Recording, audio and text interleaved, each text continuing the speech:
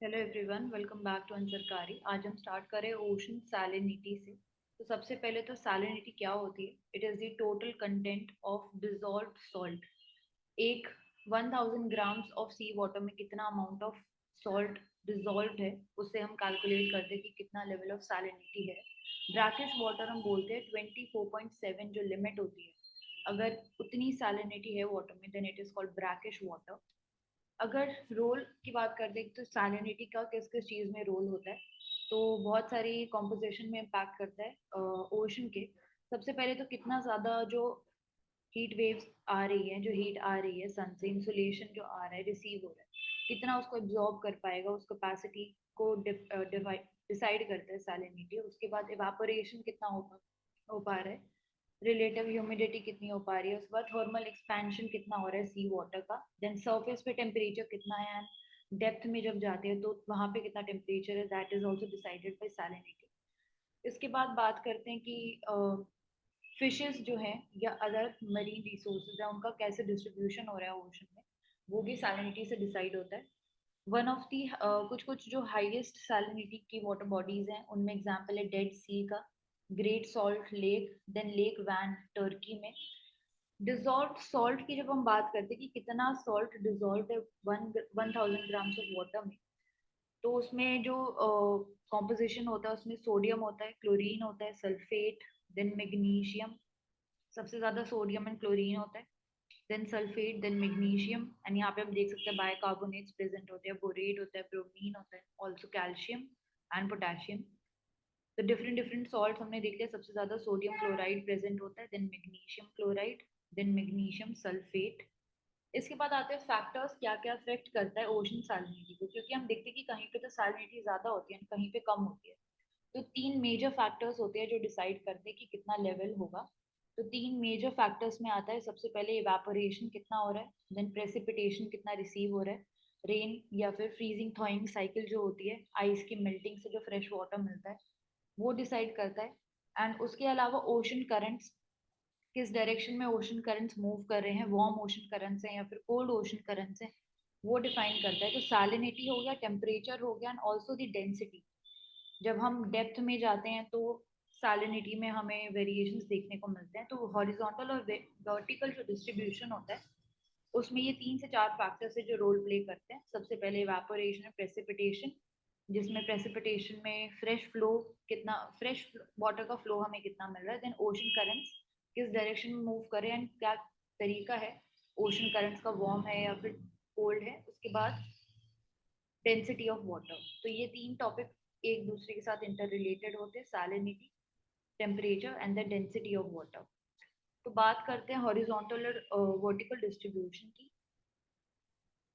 सबसे पहले high salinity regions, जो हॉट एंड ड्राई रीजन होते हैं, जहाँ पे इवेपोरेशन तो हाई होता है, बट क्योंकि हॉट एंड ड्राई रीजन से तो प्रेसिपिटेशन लो होता है, जिसकी वजह से यहाँ पे सैलिनिटी कभी कभी 70 लेवल तक भी रीच कर जाती है। तो ये हाई सैलिनिटी रीजन है।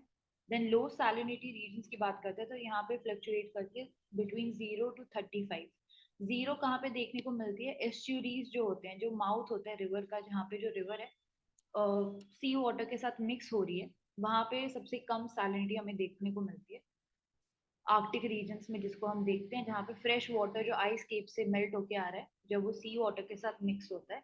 इसके बाद पैसिफिक रीजन में, पैसिफिक ओशन में उसके शेप और उसके लार्ज एरियल एक्सटेंट की वजह से सैलिनिटी में वेरिएशन हम देखते हैं। देन अटलांटिक ओशन रीजन में, जहाँ पे सैलिनिटी 36 से 37 के बीच में होती है। देन इक्वेटोरियल इक्वेटर के पास, जहाँ पे हैवी रेनफॉल होती है, फ्रेश वाटर इनफ्लो ज़्यादा मिलता है, जिसकी वजह से इक्वेटर के पास सैलिनिटी कम होती है। तो सबसे ज़्यादा कहाँ पे होती है? हम देख रहे हैं कि इक्वेटर पे भी कम होती है, एंड देन पोलर रीजन्स में भी, फ्रीजिंग थॉइंग साइकिल के पास, वहाँ पे भी सैलिनिटी कम होती है। तो बीच में दो जोन्स होती हैं, एक तो 20 डिग्री नॉर्थ से लेके 30 डिग्री नॉर्थ। यहाँ पे 20 डिग्री नॉर्थ से लेके 30 डिग्री नॉर्थ, ये वाला जो पोर्शन है, यहाँ पे सबसे ज्यादा होती है। एंड देन वर्टिकल डिस्ट्रीब्यूशन में हम बात करते हैं तो 20 डिग्री वेस्ट से लेके 60 डिग्री वेस्ट। सो 20 डिग्री वेस्ट से लेके 60 डिग्री यहाँ के, ये वाला जो एरिया होता है यहाँ पे, एंड इधर 20 degree north to 30 degree north, यहाँ पे सबसे ज्यादा सैलिनिटी हमें मिलती है। यहीं पे हम देखते हैं रेड सी, उसकी भी सैलिनिटी ज्यादा होती है।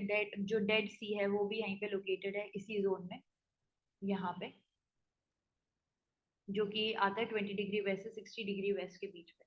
तो यहाँ पे सबसे ज्यादा सैलिनिटी होती है। तो क्वेश्चन जो आता है कि इक्वेटर पे सबसे ज्यादा सैलिनिटी है कि नहीं है, तो वो गलत होता है। हैवी रेनफॉल की वजह से वहाँ पे कम होती है। And 20 degree north, 30 degree north and 20 degree west to 60 degree west, यहाँ पे सबसे ज्यादा हमें सैलिनिटी देखने को मिलती है। और उसका रीजन क्या है?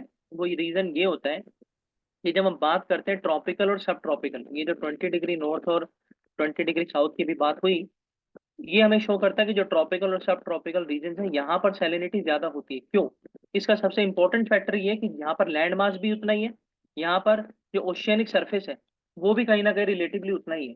तो दोनों का जो मॉडरेट इम्पैक्ट होता है उसके कारण से यहाँ पर सैलिनिटी ज्यादा होती है। जब आप बात करें इक्वेटोरियल रीजन या फिर सदर्न हेमिस्फेयर, वहां पर लैंड इतना नहीं है, वहां पर ओशियन सरफेस ज्यादा है, जिसकी वजह से प्रेसिपिटेशन ही जो है वो ज्यादा रहता है, और सी सरफेस टेम्परेचर का कुछ भी इम्पैक्ट लैंड सरफेस से नहीं हो पाता है, जिसकी वजह से वहां पर सैलिनिटी का एक मॉडरेशन है। लेकिन यहाँ पर जो ट्रॉपिकल रीजन है, सब ट्रॉपिकल है, इनमें जो मॉडरेशन है वो एग्जिस्ट नहीं कर पाता है, बहुत ज्यादा हाईली फ्लक्चुएटिंग रहता है।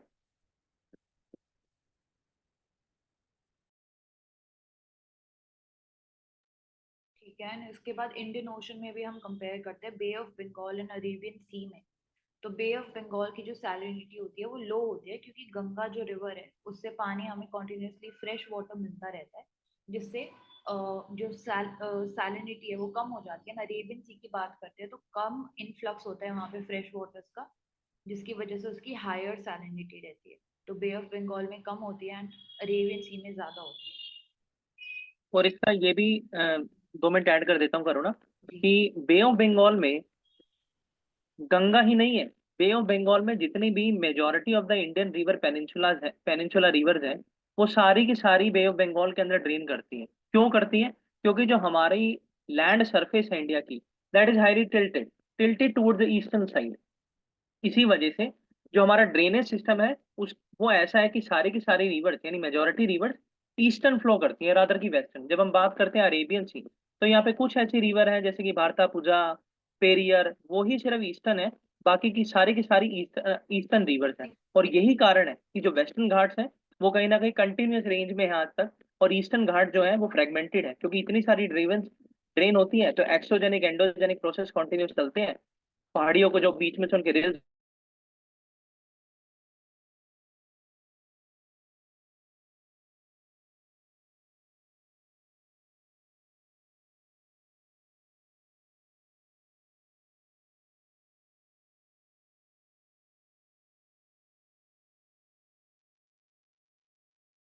बोलो करो ना। आप करो ऐड। नहीं, हो गया मेरा। ठीक है। तो बे ऑफ बंगाल की कम होती है, हमने देख लिया रीजन क्या होता है ना। अरेबियन सी की ज्यादा होती है सैलिनिटी। उसके बाद मार्जिनल सीज की अगर हम बात करते हैं, बाल्टिक सी, मेडिटेरियन सी, उसके बाद नॉर्थ सी, तो यहाँ पे क्या होता है। तो सबसे पहले नॉर्थ अटलांटिक ड्रिफ्ट जो होती है उसकी वजह से जो नॉर्थ सी है वहां पे हमें हाई सैलिनिटी देखने को मिलती है। जो ड्रिफ्ट है अपने साथ ज्यादा सलीन वाटर लेके आती है हायर ऑल्टीट्यूड्स में। उसके बाद बाल्टिक सी में देखते हैं यहाँ पे लो सैलिनिटी मिलती है, क्योंकि वही लार्ज नंबर ऑफ रिवर्स उसको फ्रेश वाटर मिलते जा रहा है।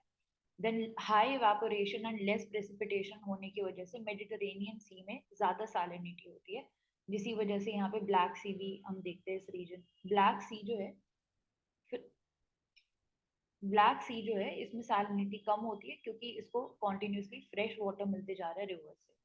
इसके बाद एक बार इसको आप साथ में सर्च कर लो कि ये जो इनलैंड सी एंड लेक होते हैं इनकी सैलिनिटी बाकी ओशन से जब हम कंपेयर करते हैं तो हर केस में हाई होती है एंड लो होती है। एंड क्या रीजन होता है? क्योंकि कुछ केसेस में ऐसे होता है कि जो फ्रेश वाटर है उसका उससे वापस बार बार उसको जब फ्रेश वाटर मिल रहा होता है तो इनकी सैलिनिटी लो होती है। बट कुछ केसेस में ये जो रिवर्स है ये भी अपने साथ डिजोल्व सॉल्ट लेके आती हैं, जिनकी वजह से ये जो इनलैंड सी एंड लेक है इनकी सैलिनिटी ज्यादा हो जाती है। तो इट ऑल्सो डिपेंड्स ऑन कि कितना सॉल्ट डिजोल्व है जो फ्रेश वाटर हमें मिल रहा है रिवर्स।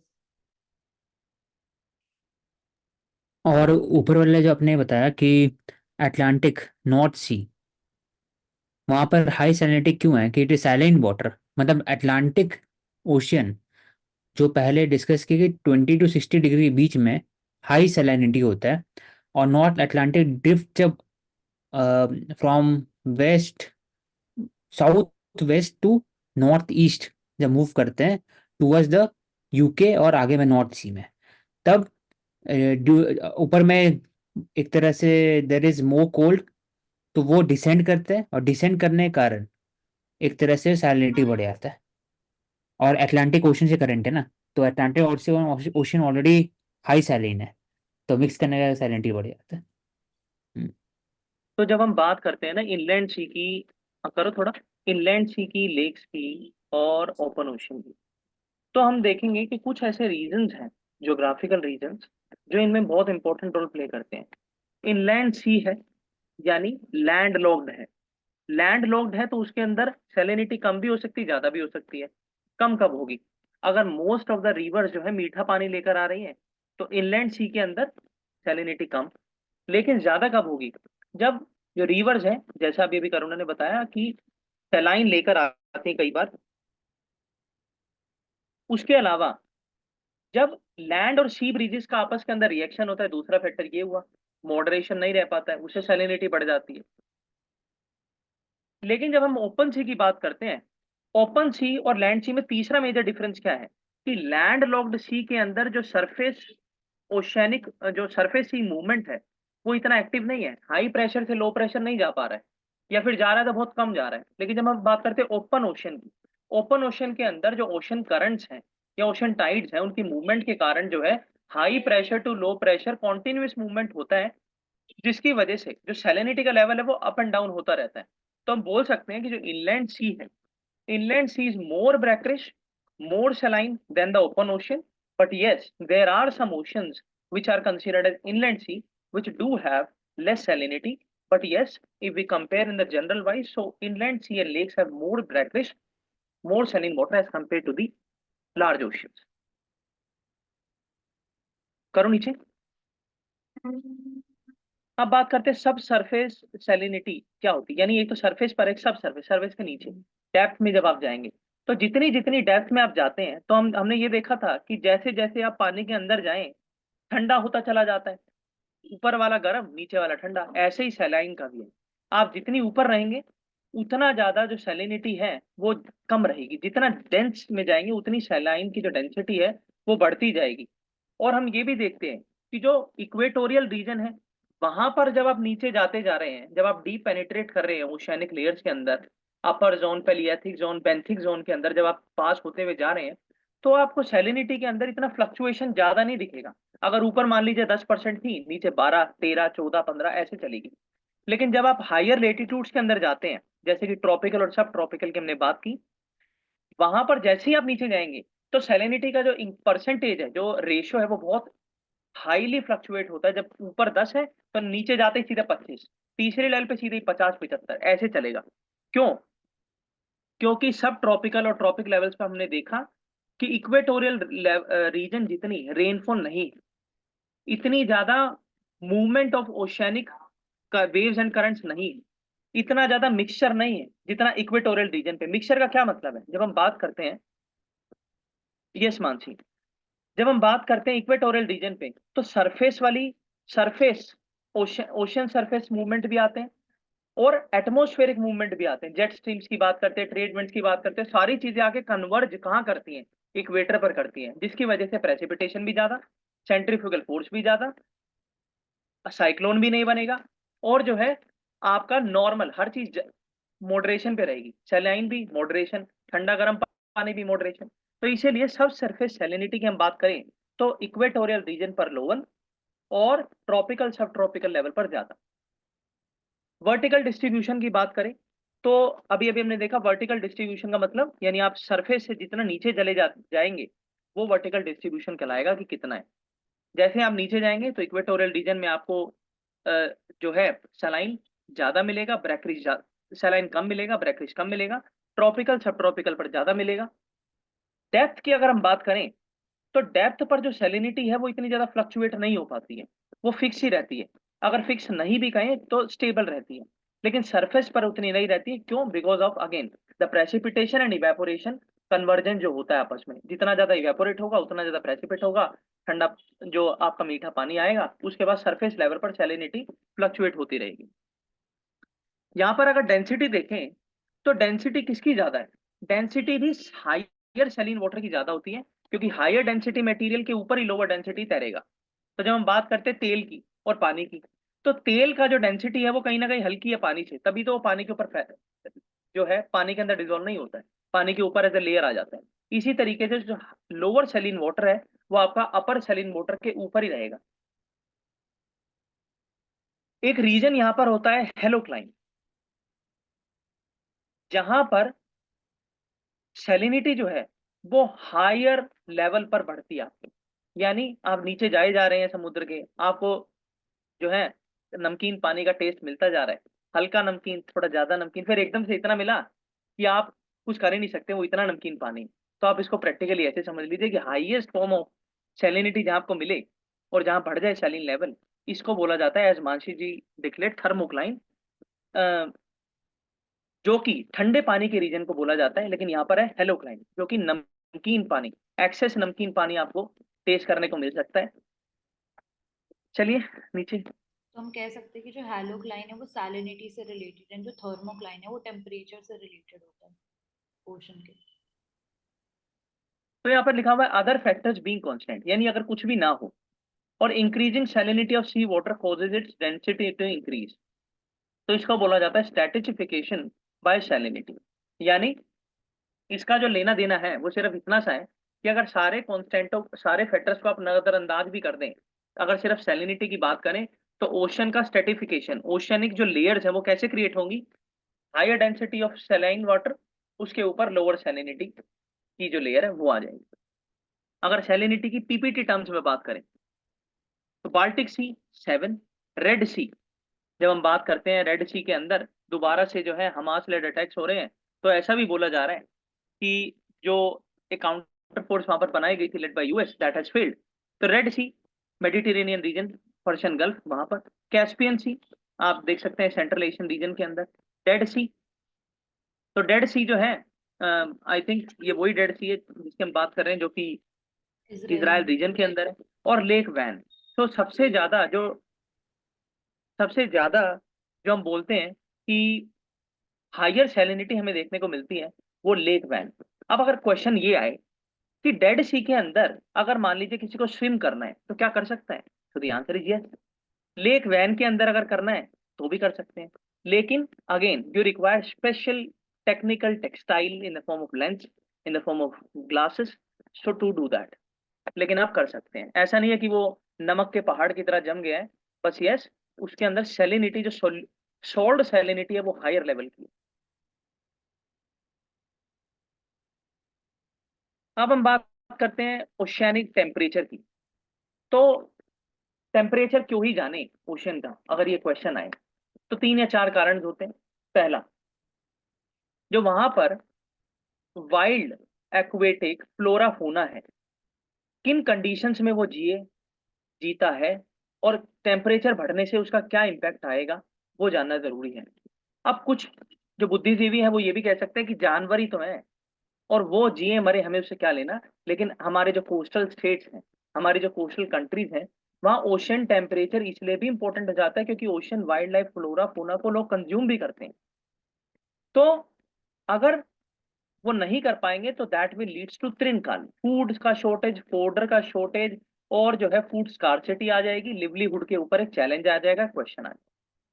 तो ह्यूमन सेंट्रिक डिमांड्स के लिए भी हमें ओशन टेम्परेचर पढ़ने की जरूरत है, apart from the environmental and ecological conservation. इसके बाद movement of large volumes of water. जब हम बात करते हैं ओशन टेम्परेचर, तो आपका रेनफॉल उस पर डिपेंड करता है, आपकी ITCZ मूवमेंट का उसे लेना देना है, आपके एल नीनो, एनजो, ओशन मिड ऑसिलिएशन, लानीना, सारी ओशन टेम्परेचर के ऊपर डिपेंड करता है। इतना ज्यादा क्यों पढ़ रहे हैं? क्योंकि आज के टाइम पे क्लाइमेट चेंज, ग्लोबल वार्मिंग से ओशन टेम्परेचर की फ्लक्चुएशन की फ्रीक्वेंसी की इंटेंसिटी के अंदर अप एंड डाउन देखने को मिल रहा है।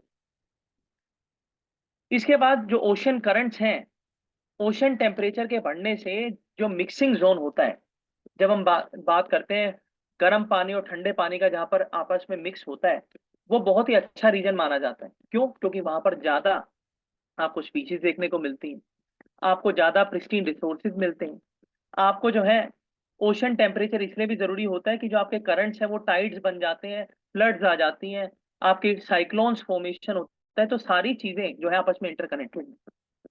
और क्लाइमेट ऑफ कोस्टल लैंड, तो इनकी बात हम कर चुके हैं। ये मोटे मोटे रीजंस है जिसकी वजह से ओशन टेम्परेचर की स्टडी करना ज्योग्राफर्स के लिए और जियोलॉजिस्ट के लिए बिकम्स एन इंपॉर्टेंट टास्क। अब ओशन टेम्परेचर के पीछे के फैक्टर क्या है, यानी क्या एनर्जी है जो टेम्परेचर के अंदर अप एंड डाउन करती है। The very first is insolation. Insolation of sun, जो हमारे अल्ट्रावायलेट रेज आते हैं फ्रॉम द सन रेज, जो कि आती है शॉर्ट वेव लेंथ के अंदर, वो ओशन टेम्परेचर का प्राइमरी सोर्स होती है एनर्जी का, जिसकी वजह से वो ठंडे होते हैं, जिसकी वजह से वो गर्म होते हैं। इसके अंदर भी एक इंटेग्रल फीचर है, क्योंकि रोटेशन ऑफ अर्थ और रिवोल्यूशन ऑफ अर्थ और अर्थ की जो टिल्टेड एक्सिस है उसके ऊपर डिपेंड करता है। यानी जिस रीजन, जब हम बात करते हैं पेरीहीलियन एफीलियन, तो वहां से भी जब होकर अर्थ हमारी गुजरती है सन के पास और दूर से, उसका भी कहीं ना कहीं ओशियानिक टेम्परेचर के ऊपर एक डायरेक्ट इम्पैक्ट आता है। इसके बाद the ocean is also heated by the inner heat of the ocean itself. जब हमने बात करी ओशन की भी जो प्लेट्स हैं उनके नीचे टेक्टोनिक फोर्स काम कर रही है, और टेक्टोनिक फोर्स के नीचे जो आपका स्थिनोस्फेयर है, जैसे मैग्मा आ रहा है, वोल्केनिक इरप्शन जो है, नीचे प्लेट की टेक्टोनिक शेयर मूवमेंट के कारण जो जियोथर्मल ग्रेडियंट फोर्स क्रिएट हो रही है, आपकी जो है हीट आ रही है, हीट की वजह से वोल्केनिक इरप्ट हो रहे हैं, इरप्ट होने से सी माउंट आ रही है, गुयोट आ रहे हैं, सी स्टैक आ रहे हैं, रिजेस बन रहे हैं, वो सारी चीजें कहीं ना कहीं ओशन की जो प्लेट्स है उनके नीचे जो टेक्टोनिक मूवमेंट्स, जो शिफ्टमेंट हो रही है, उसके कारण भी। But this heat is negligible compare to that receive from the sun. क्यों? क्योंकि वो सिर्फ लैंडफॉर्म क्रिएट करने में, रिसोर्सेज डेवलपमेंट में कहीं ना कहीं काम कर रही है, लेकिन जो आपका सी की जो रेज है, जो आपका सनलाइट एनर्जी है, वो कहीं ना कहीं फोटोसिंथेसिस से लेकर के जूस and photosynthesis of the plants animals, हर चीज के अंदर आपका उसका डायरेक्ट इम्पैक्ट है। और हम बोल सकते हैं कि at the sea surface the crust is only about 5 to 30 kilometre thick. यानी सी सरफेस पे आपका जो क्रस्ट है, दैट इज, उसकी जो डेंसिटी है वो 30 किलोमीटर तक की। अब बात करते हैं कि कितनी गहराई तक जो मेरीन ऑर्गेनिजम्स हैं, जो हमारी एक्वेटिक फ्लोरा फोना है, वो सनलाइट को पकड़ पाते हैं और कौन एब्सेंस में रह जाते हैं। तो डीप सी वेंट, बहुत ही गहराइयों के अंदर सन की जो रेज है डायरेक्टली नहीं पहुंच पाती है, लेकिन एक प्रोसेस होता है जिसकी हम बात करते हैं कीमोसिंथेसिस, जो कि एक सेकंड सब्साइडरी पार्ट होता है फोटोसिंथेसिस प्रोसेस का। तो डीप वाटर के अंदर जो खाना बनाएंगी जूजेंथेलाई, खाना बनाएंगे जो एक्वेटिक फोना है, जो फ्लोरा है, वो कैसे बनाएंगे? By using chemosynthesis, chemical process along with the organic process. लेकिन in photosynthesis we have only organic process. कुछ बैक्टीरियाज होते हैं जो कि बहुत ज्यादा हीट सप्लाई करते हैं अर्थ के इंटीरियर पर, उनसे खाना बनता है, वो प्राइमरी प्रोड्यूसर की तरह काम करते हैं, दूसरे ऑर्गेनिजम्स उनके ऊपर आकर जो है फीड करते हैं, कंज्यूम करते हैं, और इस तरीके से जो हमारी एक्वेटिक फूड चेन है वो कहीं ना कहीं काम करती है। और बाद में हम देखते हैं कि किस तरीके से फिश आती हैं, फिश के बाद हमारी बिग फिशेज आती हैं, उसके बाद अलग अलग एक्वेटिक ऑर्गेनिजम्स आते हैं। तो that is a part of the full food chain of the aquatic ecosystem which will be deal in the environment series। इसके बाद है डायरनल रेंज। इससे पहले एक देख लेते हैं। Yes, but the productivity is too low compare to the ocean surface. यानी ओशन सरफेस जहां पर कहीं ना कहीं आपका फोटोसिंथेसिस भी कहीं ना कहीं हो ही जाता है और सन की रेस पहुंच ही जाती है, लेकिन डीप वाटर के अंदर नहीं होता है, तो डीप वाटर की प्रोडक्टिविटी आपकी कम होती है अगर हम कंपेयर करें ओशन सरफेस से।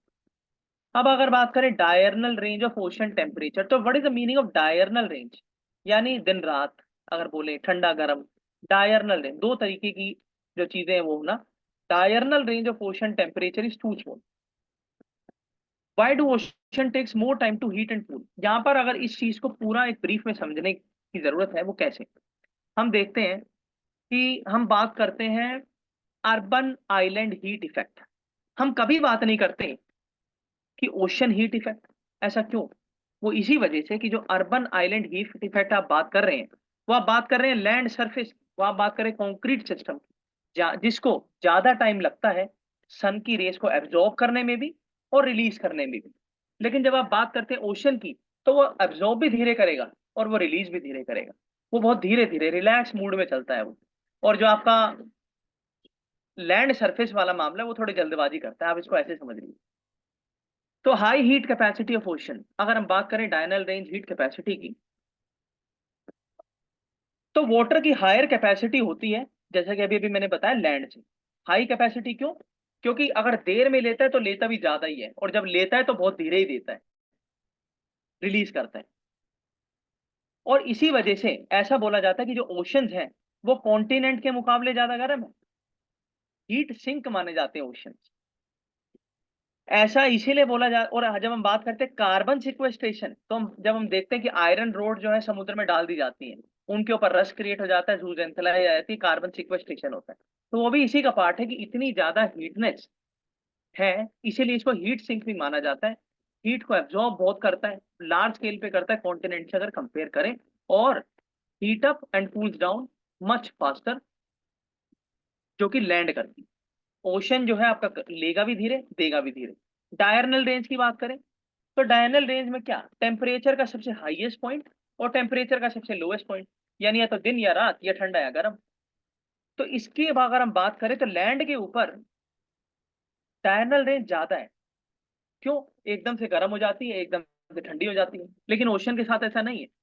और जब हम बात करते हैं लैंड एंड सी ब्रीजेस की, तो उनका वो कहीं ना कहीं मॉडरेशन के अंदर काम करती है, कि रात को जब आपका दिन में, जब आप कोस्टल लैंड के ऊपर रहते हैं तो आपको गर्मी लग रही है, 35 डिग्री 40 डिग्री सेल्सियस है, लेकिन वहां से एक हल्की सी हवा आएगी समुद्र से चलकर, सी ब्रीज, जो आपको हल्का हल्का मॉइस्चर प्रदान कर देगी दिन के अंदर।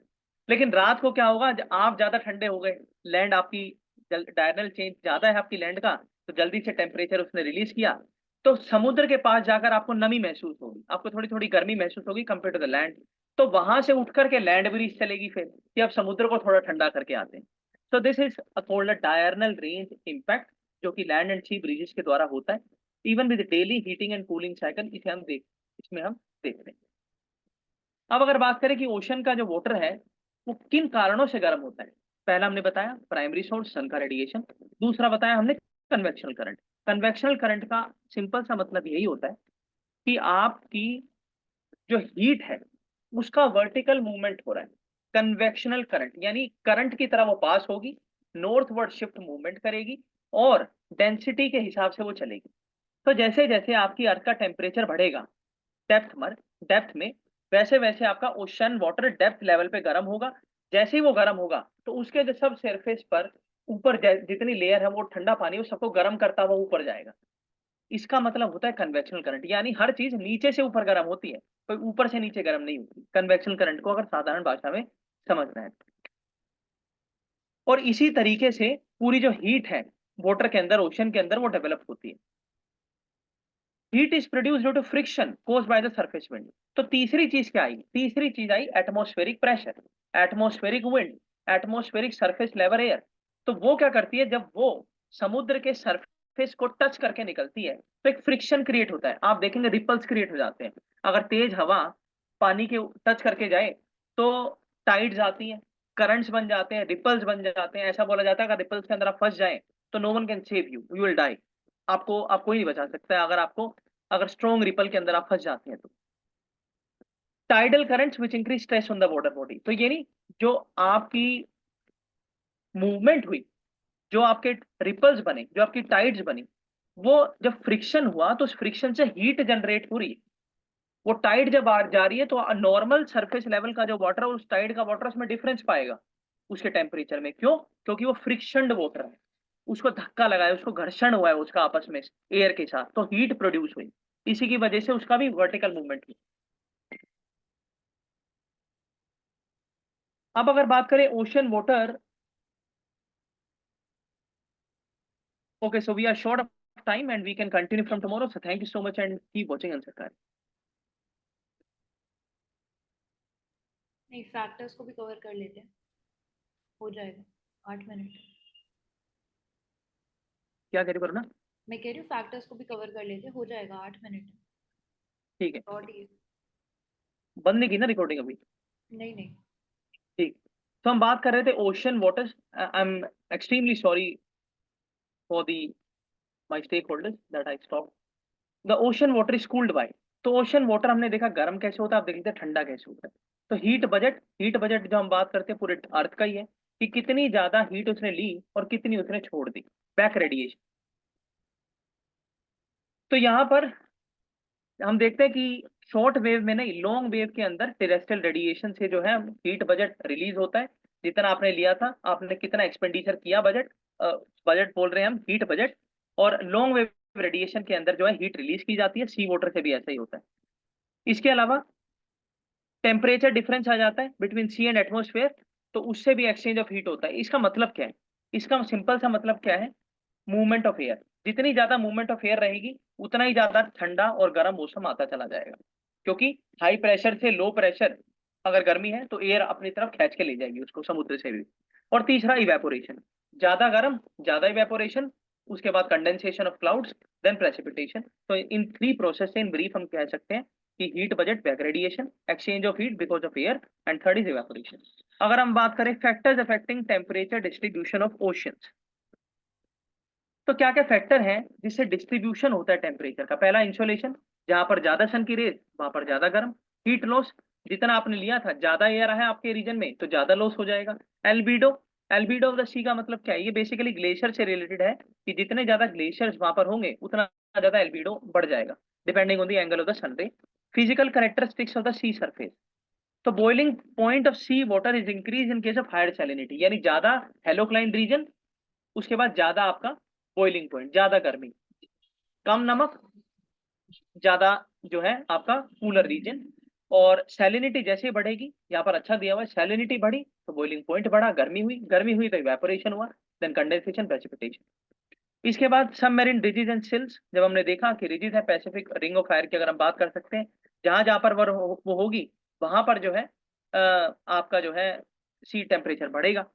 शेप ऑफ द ओशियन, अगर आपका ओशन जो है वो लैंड लॉक्ड एरिया के बीच में आ रहा है या फिर आपका ओपन सी है, तो उसके बिहाफ पे भी आपका टेम्परेचर डिस्ट्रीब्यूशन रहता है। जैसे कि हम देखें कि लेटिट्यूडनली एक्सटेंसिव सी लो लैटिट्यूड रीजन में गर्म होते हैं।